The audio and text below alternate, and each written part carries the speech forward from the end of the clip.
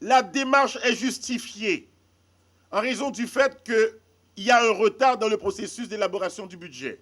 Le ministre des Finances l'a bien souligné à l'eau forte.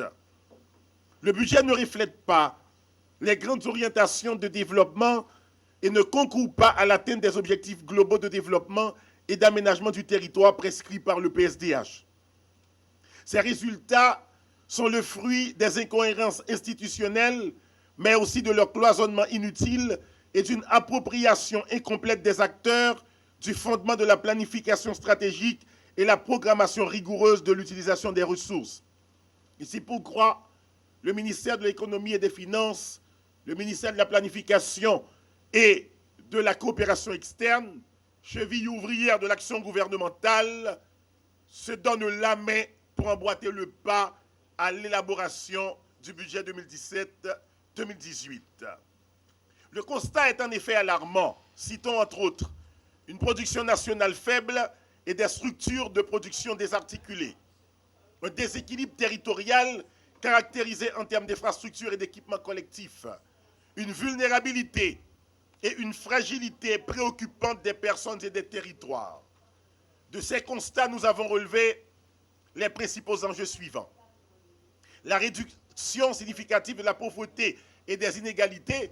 Je rappelle qu'il s'agit ici de l'un des objectifs du plan triennal d'investissement, lequel objectif s'aligne à l'échelle internationale sur l'objectif 1 de développement durable.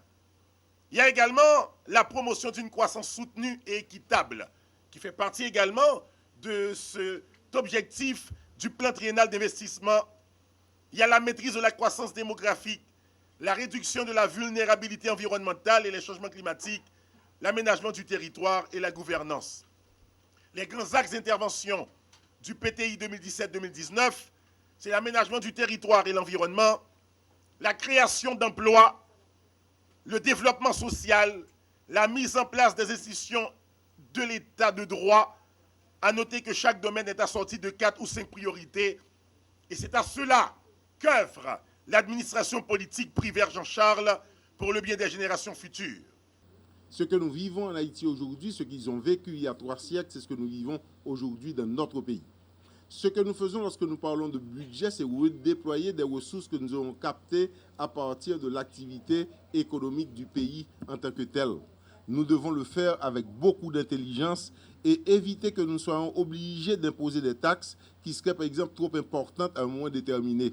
Lorsque nous parlons de budget, nous parlons de notre capacité, si vous voulez, de projeter l'avenir.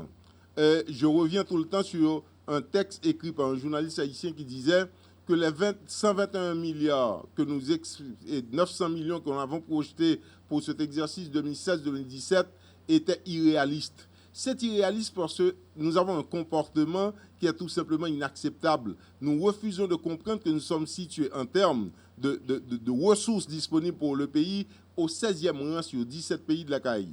Nous sommes un pays extrêmement pauvre. Nous sommes un pays qui a besoin de revoir notre manière d'être parce que le mal est en nous. Nous avons donc pour devoir de travailler et de présenter un budget qui soit l'expression du pays et de nous dire là où nous nous situons, ce n'est pas normal. Qu'il nous faut attendre, ça a été le cas cette année, de l'appui budgétaire des États-Unis, de l'Union européenne, de la BID. Le compte n'y est pas. Nous devons pouvoir par nous-mêmes créer des conditions pour qu'il y ait suffisamment d'élargissement de l'assiette économique et que le pays retrouve en fait sa capacité à répondre aux besoins de la population du pays. Trop de gens ont faim, nous avons besoin de nous calmer, de devenir plus humbles, plus modestes et travaillons, si vous voulez, à une paix durable pour Haïti parce que l'instabilité est la clé du sous-développement. Sortons de l'instabilité politique et sociale et faisons qu'ensemble nous puissions travailler à la conquête de ressources disponibles pour tout un chacun et pour une amélioration des conditions de vie. Merci tout le monde.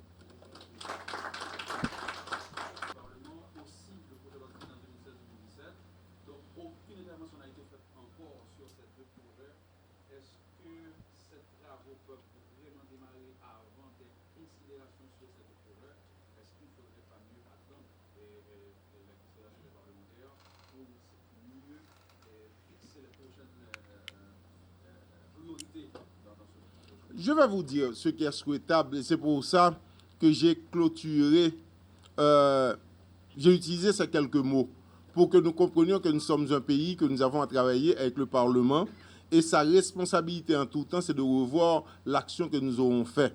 Ce que je peux dire jusqu'à présent, personne ne l'a vécu et n'a compris ce que c'est qu'élaborer des budgets. Et qu'à ce titre, maintenant, l'effort déployé au ministère de l'Économie et des Finances aurait été mieux apprécié par chacun. D'accord ?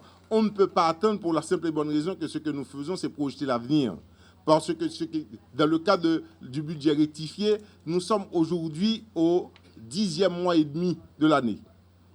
Beaucoup plus tard, je vais me retrouver devant le Parlement où les députés vont me poser des questions sûrement sur le budget rectifié dans une perspective de vote. Cela n'a rien à voir avec ce que nous avons à faire comme tâche. Ce que je peux dire, comme je viens de l'expliquer, il n'y a rien qui soit impossible à nous, Haïtiens. Tout est possible et dépend de nous. Donc, nous devons faire l'effort de travailler, créer, c'est-à-dire l'harmonie suffisante pour que nous ayons encore plus de ressources. Donc là, maintenant, ce que nous disons, que ce budget n'ait pas été, ou bien que ce budget n'ait pas été voté, ça ne nous empêche pas d'attendre, c'est de faire, comme nous le faisons cette année, l'exécuter ou bien l'élaborer sur une période de 2 mois. On a besoin d'impliquer tout le monde parce qu'il nous est arrivé à plusieurs reprises de n'avoir pas su comprendre ou bien nous n'avons pas disposé des éléments qui nous aient permis d'avoir un budget qui soit l'expression réelle de la situation économique du pays parce qu'il y a des projets qui sont entrepris dont nous ne sommes pas au courant. Il y a par exemple des ressources qui sont captées, on ne sait pas. Il y a une infinité de pratiques sur lesquelles nous devons revenir. Et ce que nous faisons cette année, c'est d'avoir une approche qui soit plus complète, plus cohérente, de manière à pouvoir mieux approcher nos besoins spécifiques et répondre aux besoins croissants de la population de notre pays. Donc, ça veut dire que pour nous, ce n'est pas une entrave que ce budget n'ait pas été voté jusqu'à présent. On souhaite qu'il soit voté. Nous souhaitons travailler étroitement avec le Parlement. Nous souhaitons répondre aux questions parce que quand c'est voté, c'est mieux pour nous. Quand c'est voté, nous avons la légitimité, la légalité pour agir. Le Parlement ne vote pas pour un gouvernement qui est en place, on vote pour un pays où les gens ont terriblement faim.